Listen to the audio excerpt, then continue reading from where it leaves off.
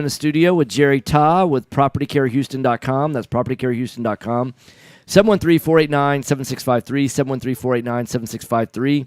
Had a conversation with a guy on Monday, I believe it was, and he's had a loved one that's passed away. He's inherited a self-directed IRA. He inherited a piece of property, and he was kind of, he wanted to be able to start flipping some houses. Got a little bit extra money to do that, things like that. And I'm like, what are you really trying to do? And where that always tends to lead is, well, I want to flip houses to build my capital so I can do buy and hold. And it's like, I don't think people realize where the financing has gone with buy and hold in the last probably 6 to 9 months. It's changed, made it a lot easier to be able to do more buy and holds. You're not limited as much as you used to be. The underwriting's changed, all those kind of things. Some of the products that had disappeared when underwriting got tight, they've loosened up again. And so the pendulum overswung and it's swinging back. So, started talking to this guy about buy and hold, and I'm like, that's really where you would need to be based on the fact that you want to have passive income coming in. And he goes, right. Well, I don't know.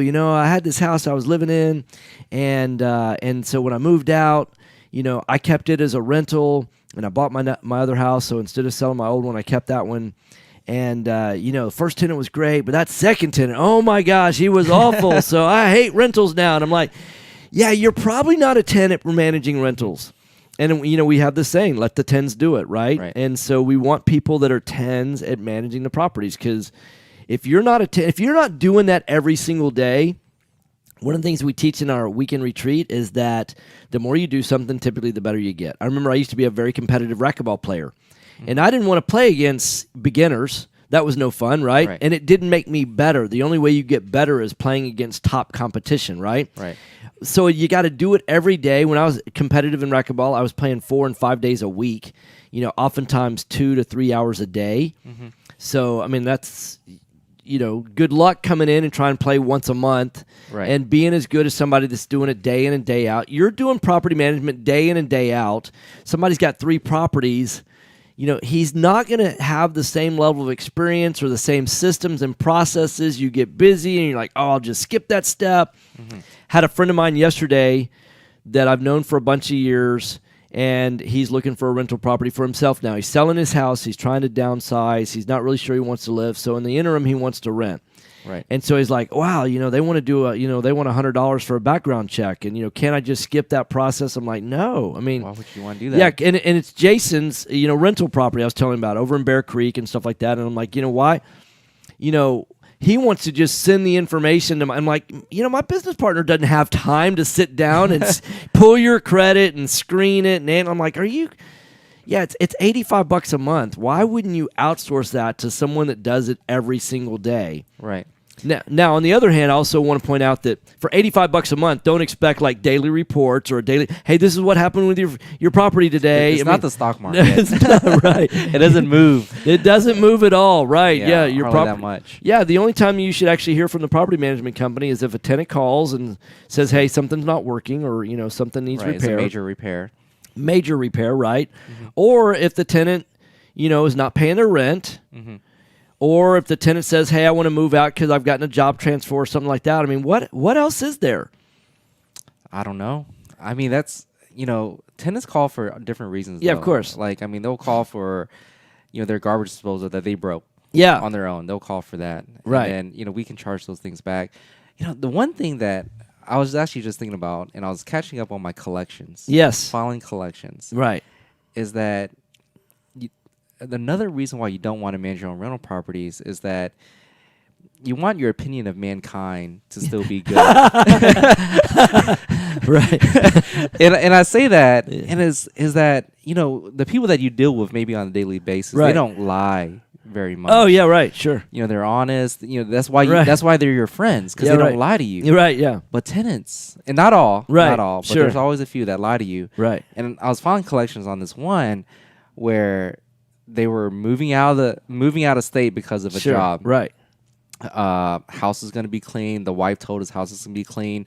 Husband came in, dropped out the keys, and we're like, oh, did the maid service come through yet? And he didn't have a clue what we were talking about. And we're like, okay. He was like, yeah, you have to ask my wife. We go to the house, completely trashed. Oh, my gosh. Not only did they not clean the house, even though they said they were going to have a maid service come through. Sure. and they gave us their forwarding address, Right. which was in Spring, Texas. Yeah. Like not out of town. Right. Like they were saying. So they made up this whole story Of why they were moving out. why Right. they're moving out. Right. And we were, stuff that kind of stuff happens. Sure, right, of course. And we're like, oh, make sure you get the house clean. We'll put it back Right. on the market. And we go there and it's just completely trashed. And this is like someone like, in that case, you would think that like, hey, they don't need it. They just kind of run off, Right. like this just disappear. Why would you make up this whole story Right. and then drop off keys and here's my forwarding address to get my security deposit back when you just completely left the house a mess? Yes. And like those situations, like, in your normal day-to-day basis, you don't deal with people like that. And you generally have a good opinion of people. And when you deal with people Generally. like that, it's like, wow, like this is crazy. Yeah. we deal with folks like that in our business QPS, in Quality Property Solutions. Mm-hmm. And in fact, I was coaching my acquisition guy yesterday, and he's dealing with this guy up in Dallas that our records show he's like $32,000 behind in taxes, and he goes, no, I'm caught up, and I'm like, and what I was coaching him to say is something along the lines of, hey, I know you're probably not the kind of guy that would lie to me, and I mean, and if you are, I mean, you wouldn't be the first and probably won't be the last, but Right. But it's like I don't, unless you've paid it like since Monday, I mean, I'm if there's somebody making a mistake, like either the county, or you, I'm not going to bet on the county making the mistake. I mean, because the county makes mistakes possibly on a lot of different things, but on whether or not the taxes are current on the website, it's pretty cut and dry. I mean, they don't misappropriate that very often. The website's almost always up to date within a couple of days, right? Right. And it's not like 32,000 so it's like, no, I paid that a long time. No, you didn't. I mean, it's like, I'm on the website now. How are you going to lie to me like that, right? Right. So anyhow, it's stuff. Yeah, we do in that business find people that do lie to us regularly, but I imagine and the good news is it's a small percentage of people that do that. Yeah, it's a small percentage, but but when it does happen, it's like something. It's a bigger event. Yes, that just right. kind of reminds you. It's like it blows my mind the people who come in, drop off their keys, Yep. give us their forwarding address Yeah, for security look at deposit. you right there. Yeah, right. Yeah, here, send me the security deposit right there. Yeah, And then you go to the house and you're just floored Yeah. that, like, what security deposit did you think you were going to get back? Right. Yeah, and you want to take pictures, and well, that's not how I left it. Some gremlin came along behind me and did all that. You're Yeah. like, wait, this is all your, look, these papers have your name on them. I mean, like, yeah. So I'm joined live in the studio, Jerry Ta. He's propertycarehouston.com. That's propertycarehouston.com.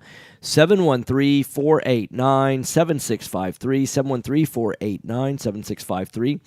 So what's the best way for a new investor to be able to get started with you? Do you want them to call you? You want them to go to the website, propertycarehouston.com, fill out a form? And what would you like to see if someone has a property that they're buying or that they've just recently bought, they want you to manage it for them? How do they get started with you? Yeah, I think if you go to our website and there's a little submission form, Okay. is send me an email with your contact information, the address. We can start kind of looking at it. If you just bought it and need some rehab, get us on the front end. Yeah. We kind of give little pointers here and there. I think just recently when someone you sent over, Eric and John, Yeah. I mean, I just gave them little pointers here and there on, what we like to see in a rental property and help it rent out a little bit quicker. Yeah. What are some of those things you like to see? I think updating, like, for example, light fixtures. Yep. They don't cost a lot. They don't. And it makes the house look so much Yeah, nicer. most light fixtures are less than $40 for the Yeah. fixture itself, and Yeah. then the rewiring is easy. Yeah. Yeah. So, I mean, that alone, like, I know brass was cool back in, early 90s. Yeah. But it's not in anymore. It's not cool, right? Mm-mm. Hollywood lights aren't really cool. I like, the Yeah. drop down light. I think you taught me that Mhm. when we did, Hollywood lights are not cool in the bathrooms anymore. Right. You just want the drop down. Yep. I mean, those things are Those very, little tulip style lights, Yeah. that drop down, or even the like sconce style lights, yeah. very inexpensive. Mhm. Helps just make the property look a lot nicer. Yeah. We try to, again, avoid carpet. Yeah. If we can.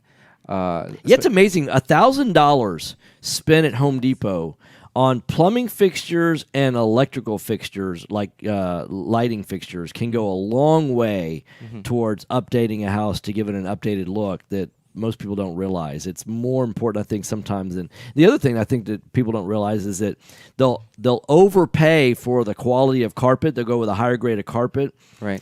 and but then skimp on the pad. And I think it's more important to go the other way. Right. A cheaper carpet with a better pad. If you go with thicker pad, it almost feel like more expensive. It carpet. does, right? Yeah, absolutely. And the other thing, even on carpet, if you're going to do carpet, we actually a lot of times recommend a lighter carpet. Yeah, So we can dye it. that's correct. And so we'll get another turn on the carpet. Right. Yeah. When you say dye, you mean like you're staining it in a positive way to dye it a darker color. You can always go darker, but you can't go lighter. Right. Yeah. So, but then you don't even like carpet at all. You prefer to have the new thing is vinyl, right? Right. Yeah, and you know when people think of vinyl, I always think of linoleum, right? We're not talking about linoleum squares or the do-it-yourself kind of. This is vinyl plank that looks like wood, Right. And there's two types. There's the glue down, and then there's kind of like the floating floor. Which do you prefer? We actually prefer the glue down. Yeah, I mean, that's actually waterproof because Right. you're gluing straight to the slab. yeah. The only downside for people is that it's surprising how many slabs are not level. Right. And not that it has to be perfectly level or anything like that, but oftentimes contractors will forget to float the floor before they put that down. And most of that vinyl is not very forgiving when it comes to imperfections in the subfloor, or in the floor itself. And I think I've come across a lot of investors that, you can't vinyl the second floor. Like, no, you can drop a Luan piece down. Yeah, right. And stick the vinyl to the Luan piece, which is that little thin piece of plywood. Yeah, or you can even put Hardy Yeah. wood up there, make But it. then it even makes better. it kind of thick. It a little does. bit too thick. So. Yeah. But yeah, so we do the Luan piece quite a bit. Okay. On the second floor. All right, so you're listening to Right Path Real Estate Radio. I'm joined live in the studio with Jerry Ta. He's with PropertyCareHouston.com. That's PropertyCareHouston.com. 713-489-7653. 713-489-7653. Go to his website. Fill out the form, and you want to tell tenants to do the same thing. If somebody's interested in a property, go there, look at your inventory. You have all your inventory listed there. I assume you have a link to that kind of stuff. Okay, cool. PropertyCareHouston.com.